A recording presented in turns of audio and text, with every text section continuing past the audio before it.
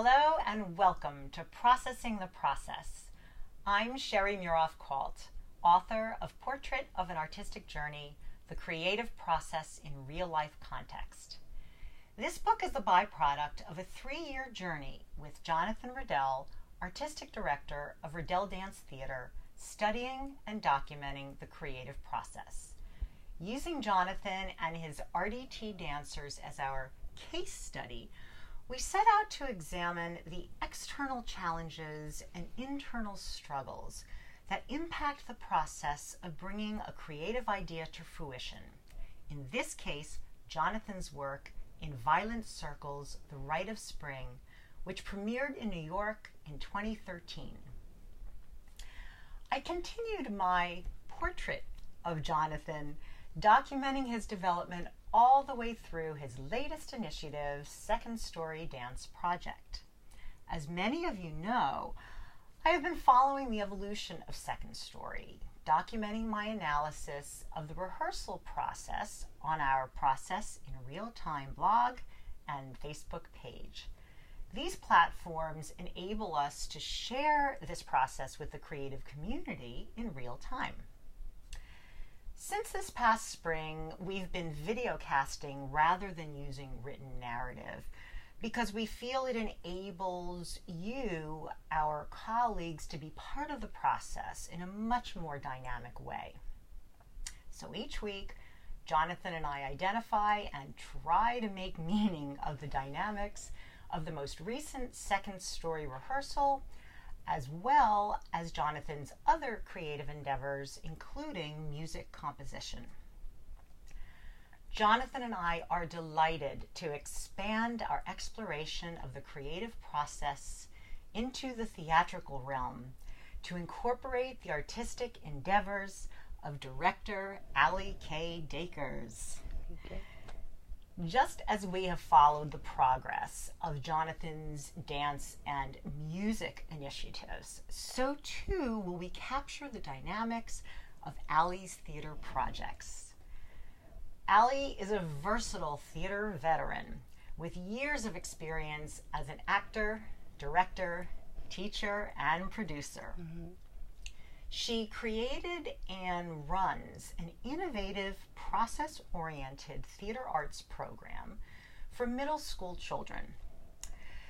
Join us each week as we highlight Allie's artistic journey as manifested in the evolution of her middle school drama club. We'll delve deeply into Allie's psychological and emotional experiences that essentially serve as the context within which the creative process takes place. So Allie, I thought we'd begin today by learning a bit about your life in the theater and the key facets of the unique theater program you've developed for middle school students. Now, of course, this is only going to be an introduction to you and your work, so I encourage our colleagues to delve into Allie's fascinating biography and genesis of the Middle School Drama Club program on our Process in Real Time website. But for now, we'll get the abbreviated version, and therefore, Allie, I understand that your love of the theater emerged at a really young age. Mm-hmm. That's true. When I was about 5 years old, my parents had enrolled me in a drama class. And I remember it was at Rochambeau School in White Plains, where subsequently as an adult I was actually able to perform on that stage again and direct there and all of these things. But it began with Saturday morning classes, and the very first thing that I remember was learning a pantomime where we had to pretend to trip over a rock that is in our way. We discover it, we're angry at it, we pick it up, we can't lift it, it drops on our foot, we kick the rock, and it was basically that ability to tap into this playfulness had me hooked. So there I was, and I realized, wow, this is what people do for a living. At 5, I knew people acted. I didn't know that it was actually available to play the game. Even though I wasn't professional, I could play the game. Mm-hmm. And as Allie says, she was hooked from the very beginning. And also, Allie, early on, your involvement in various different theatrical endeavors were, according to our conversations earlier, critical catalysts for your psychological and emotional development. Yeah, it was a key emotional outlet for me. I was able to access and explore and express and embrace all of kind of those core parts of yourself, right. You know, especially at such a young age. You haven't have all the layers of that apprehension yet. So everything is right there and accessible, and you're ready to kind of get your hands dirty. So I jumped right in. That's fabulous. And then, given all of that experience early on, who would you say were the most influential people who fueled your love of the theater as a young performer and guided you as an emerging theater professional? In the beginning, my mom, for sure. Absolutely.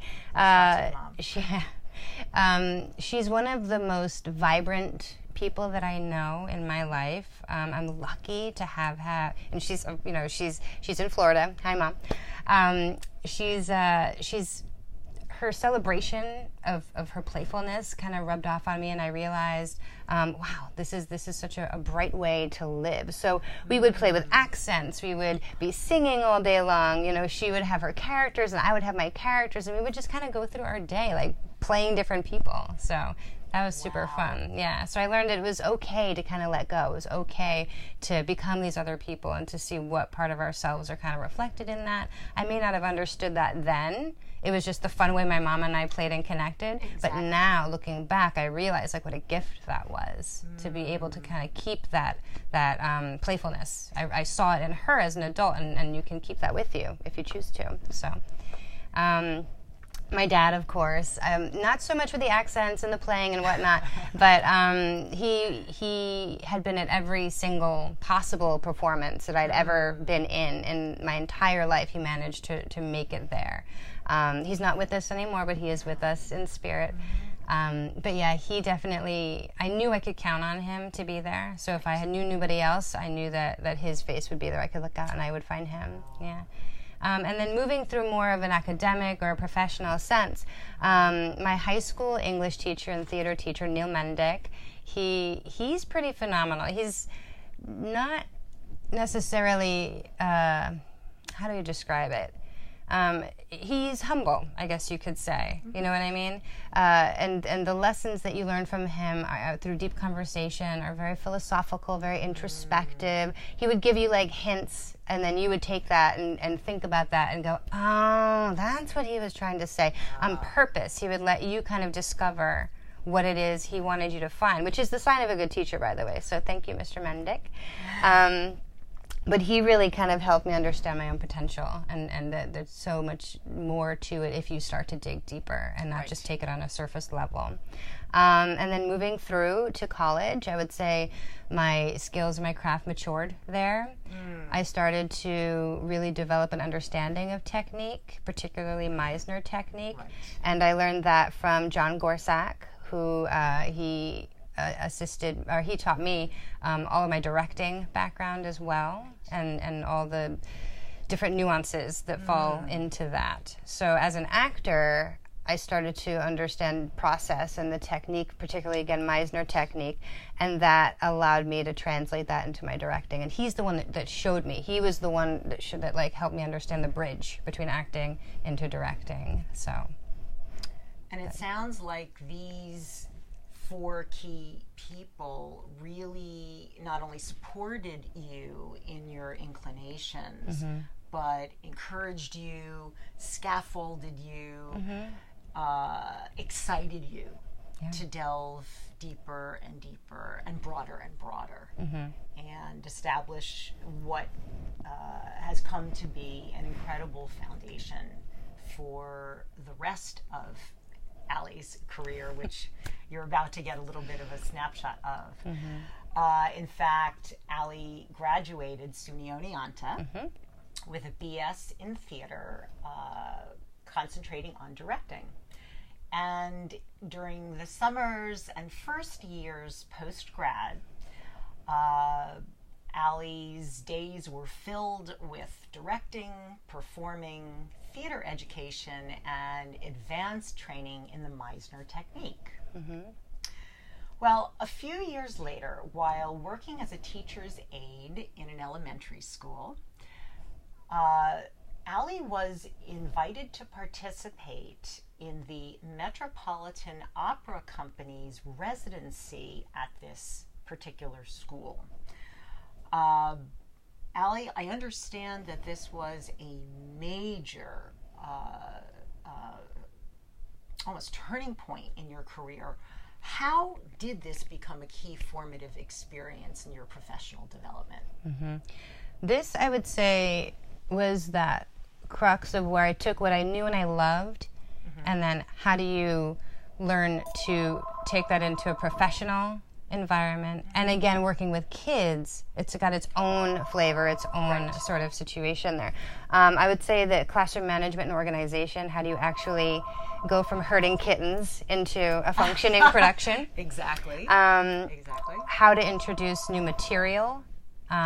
Because if you're depending on the age you're working with, there is a level in which you need to introduce it. You can't throw it all at them at once, of course. So what steps do you take to even just day one, breaking down barriers between each of the kids themselves, all the way up to now these kids are completely managing themselves on a stage, putting on a production. So learning how to kind of scaffold that process, this is the place that I learned how to do that. Right. Yeah. Communication, how do you talk and share with them? How do you teach them to share ideas with each other effectively?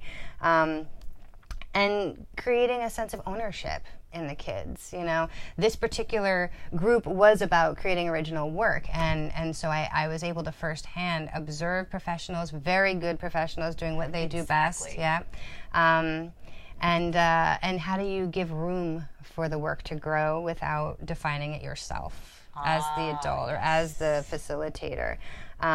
So developing that love for working with kids, understanding the nuance of working with kids, and helping kids to kind of delve deep in the way that I, was lucky enough to be able to do when I was their age. So that kind of got my foundation for taking it to the next level. I mean, it really sounds like this particular experience brought together all of the different facets, internally and externally, of your experience in the theater and as an educator. And, not only learning about it sitting in a classroom, but in real time. Yeah. And I suspect this was one of the key experiences that taught you what process is all about. Yes. And as we'll see, process is the defining feature of Allie's professional work today. Yeah. But back then, after moving from the elementary school into the middle school, Allie took over the middle school drama club. And early on in her role as the program's director, she knew she wanted a process-oriented approach that would enable the drama club to evolve organically. So, thinking back to that time, Allie, what were your primary objectives for the program at this particular stage? Well, knowing that I was in the middle school, very different issues kids face compared to elementary. Right. It's not like be your best lion, be your best tree. It's more about understanding that we as individuals begin to grow and our own emotions kind of take over, and sometimes they don't make sense. And we start to recognize the facets of the world that might, stir things within us. We're recognizing injustice. We're recognizing some of these heavier topics, as well as some of these other more lighthearted topics, but key to this age group. Right. So I wanted to create a place where the kids can safely explore these themes that are going to be coming up in their lives for the first time. And a lot of times they don't even necessarily have the questions to ask. They just have the feelings that they're manifesting and feeling and dealing with. So through the work of the theater, we can even figure out what those questions are. How do we answer them? How do we play them out? What different scenarios might come about for us that we're going to have to manage? Right. And by dealing with that on a stage in the safe, supportive environment, they're also understanding more about themselves and the world in which they live and how they might maneuver themselves through it in a more grounded way, with a higher perspective too, potentially. If we can sort of take that step back and look down at what we're creating, which is representative of what they're going through, they then have that perspective once they're actually walking through those experiences in their own life. So, and it's I'm thinking as you're talking now that timing-wise, you are helping them to find their voice at a time developmentally when they're just beginning to even have a sense that there is a voice to be found, much less have had any opportunity to really explore that at great length. So I think that what you've developed is a key facilitator of this process, and as you mentioned, in a safe space, which I think we don't really find very often. Yeah. For adults, never mind kids. Right. So I am certain that this is a extremely important part of the lives of these students, especially at this very, very tough age of transition. Yeah. And you mentioned too that voice. You know, I teach them beyond just understanding that we can, you know, move through the world with more perspective through theater, that we have a role as the theater to express what we feel, to express what we think we want to see addressed in the world. You know, the stage is a vehicle.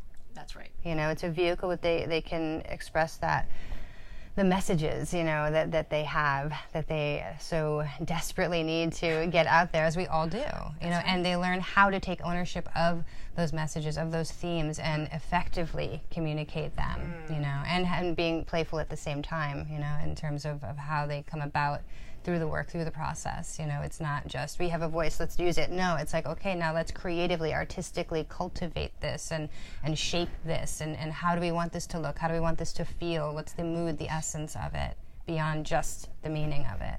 So once again, as Allie's really pointing out, process over time. Yeah. No substitute for that experience.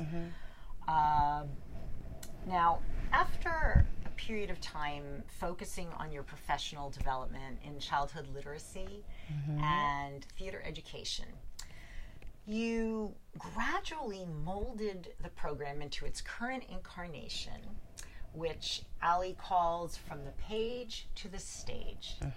So, thinking about the drama club today, what would you say are the hallmarks of the program, and what are its principal components?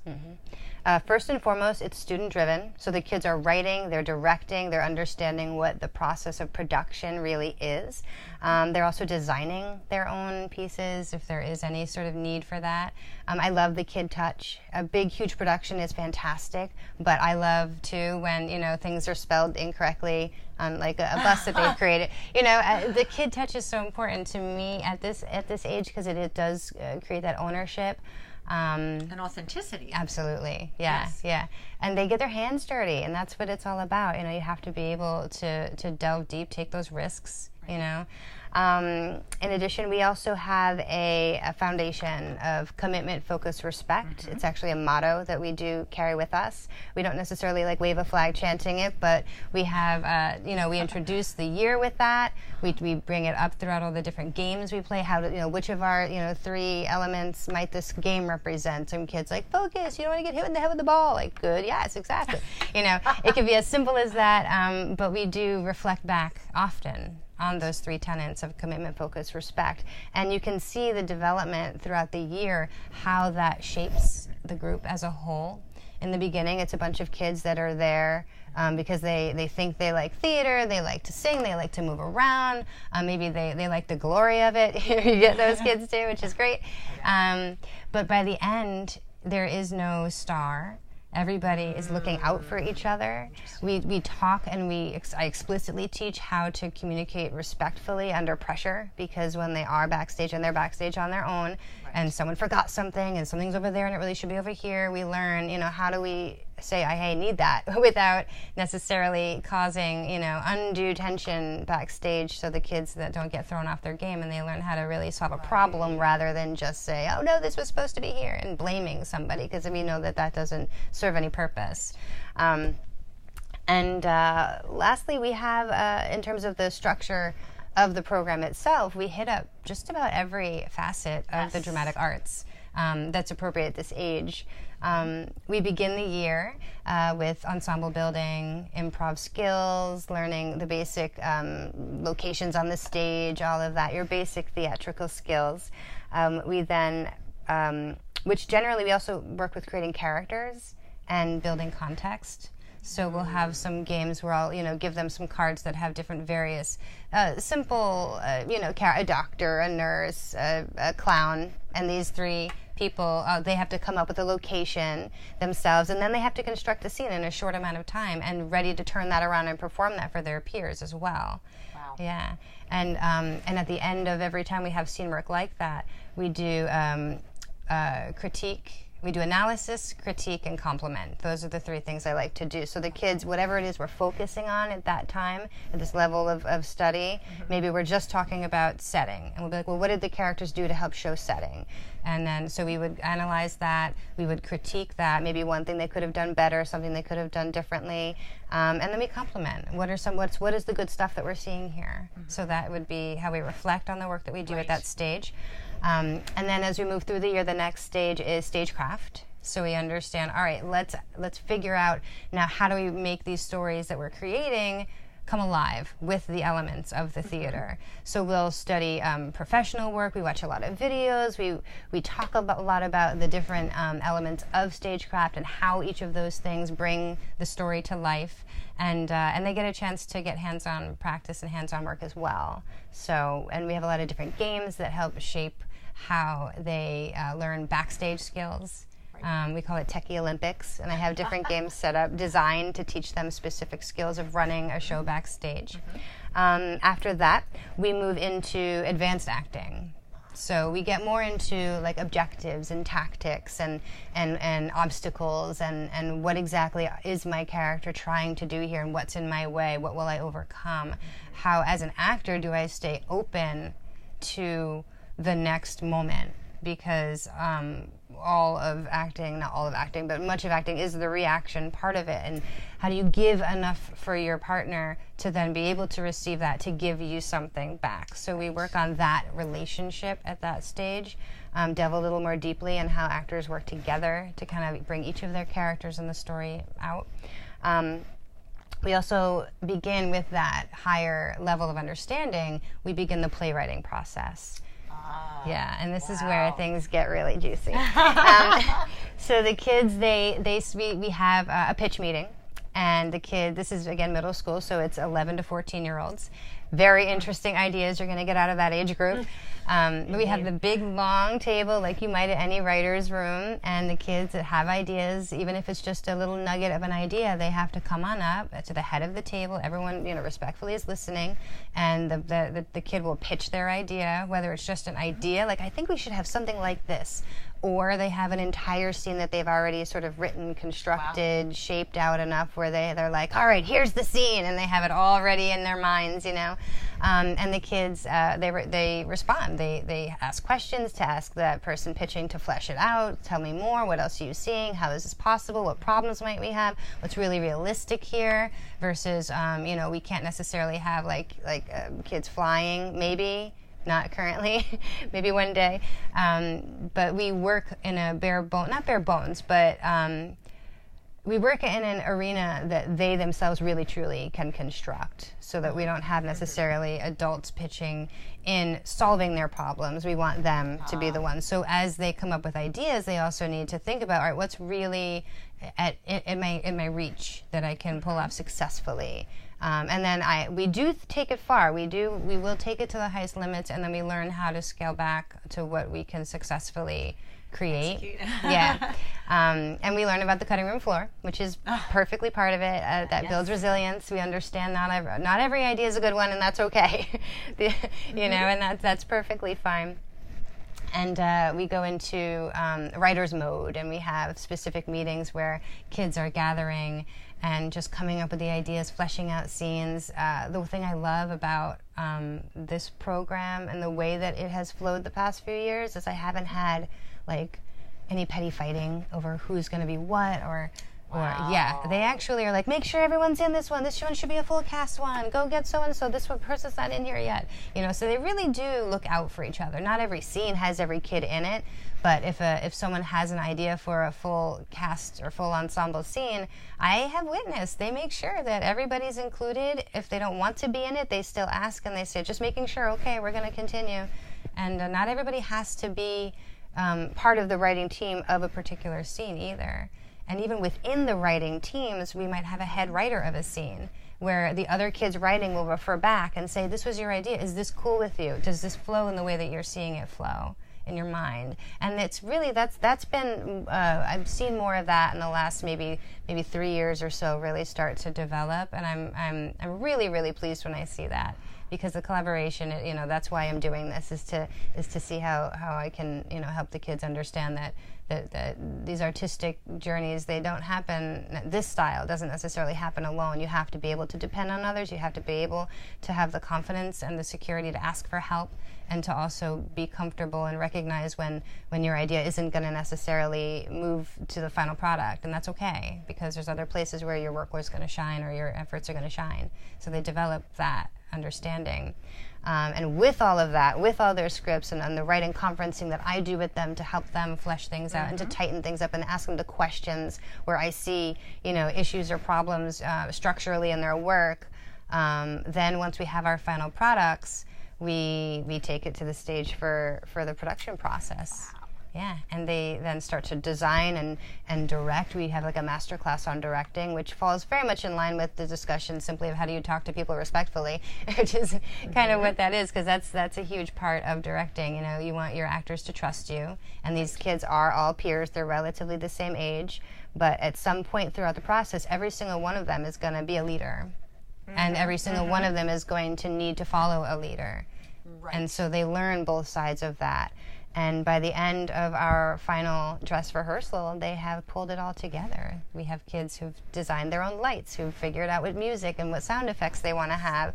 I facilitate in terms of maybe putting together those final technical elements. I do try and have high schoolers that might have gone through my program be the ones in the booth running everything for me, and with me. But the kids themselves, the middle school kids, they design their costumes, their props, their everything. They collaborate. They bring everything in. They have to procure and keep track of everything. And they set up their prop table. It's all labeled. They know exactly how to set up each of their scenes. We, through the process of that final rehearsal, I don't need to do anything anymore. I just watch it happen, which is really, really it's beautiful at the end of the day.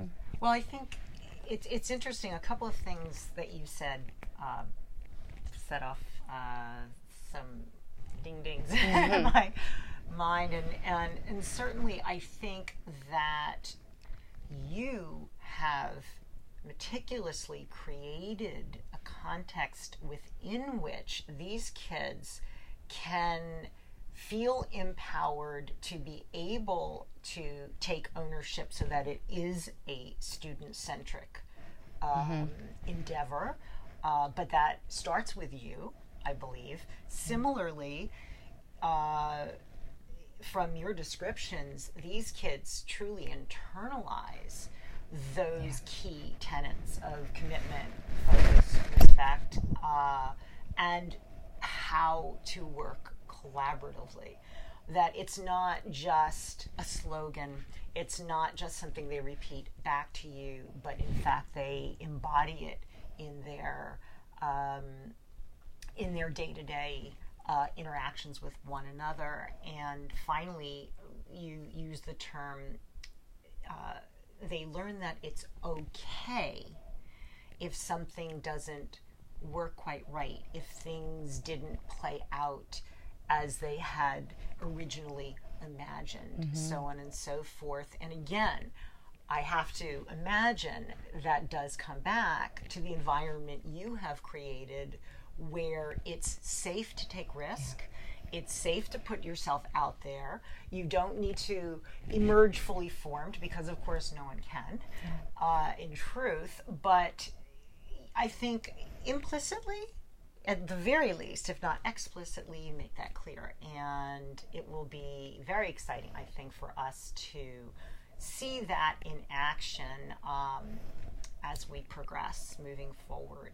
And before I actually get to my final question, I did have one more, thinking about what you've been saying. Now, we're really going to see as time goes by just how process-oriented your program is.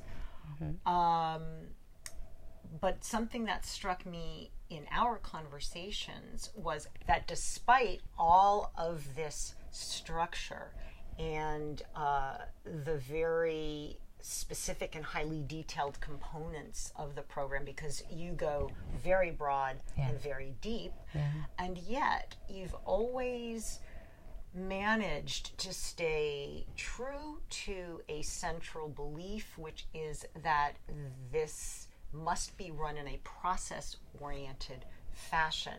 Am I right that that would mean that you respond to what's happening in real time, and therefore it may or may not conform to the script, as it were, to your script for the program, but it sounds like you give yourself the permission and the kids the permission to deviate, to follow a path that emerged organically, and the tree branching this way, and you allow it to happen without feeling that your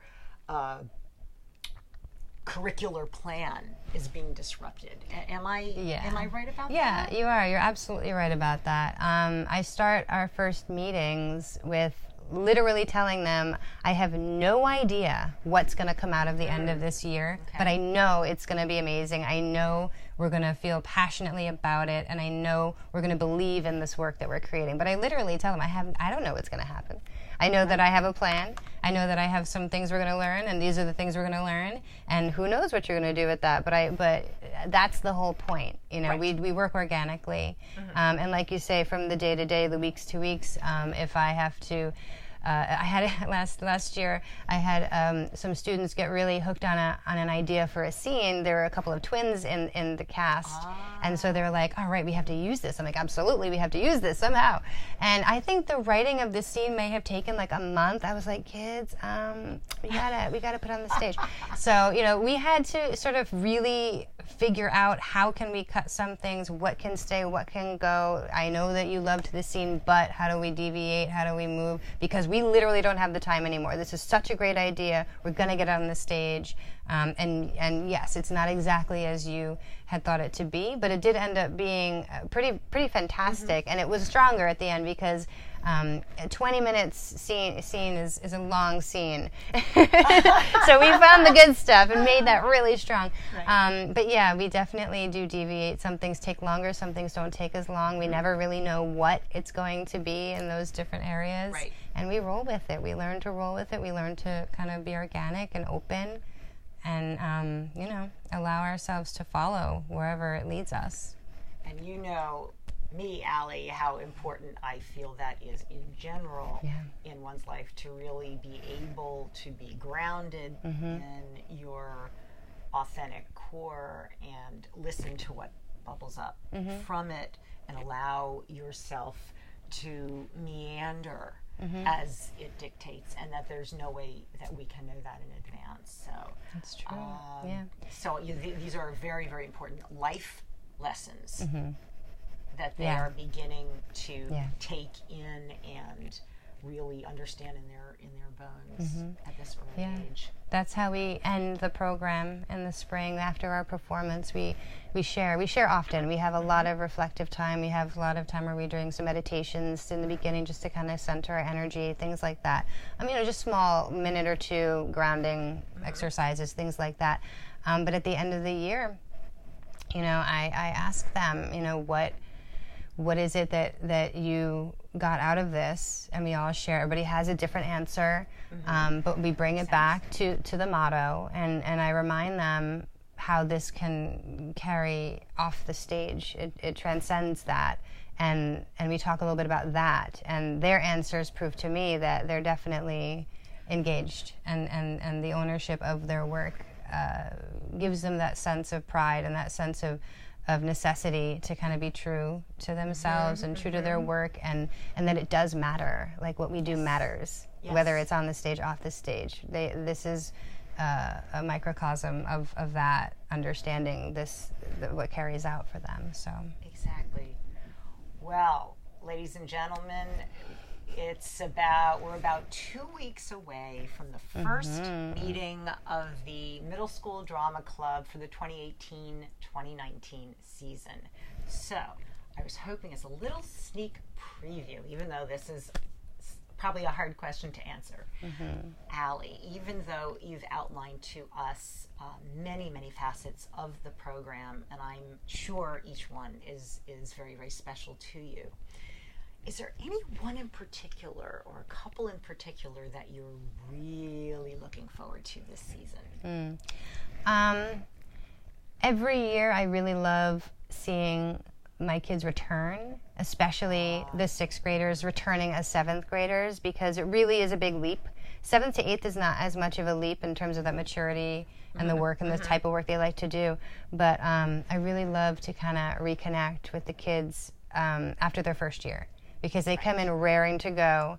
They're like, I have so many ideas, and I can't wait to put them on the stage. I'm like, awesome, hold on. And the stories that they've told me, over what they've done over the summer, maybe they've done some writing, maybe they've done some creating themselves, and then watching them embrace the next generation coming up, the new 6th grade.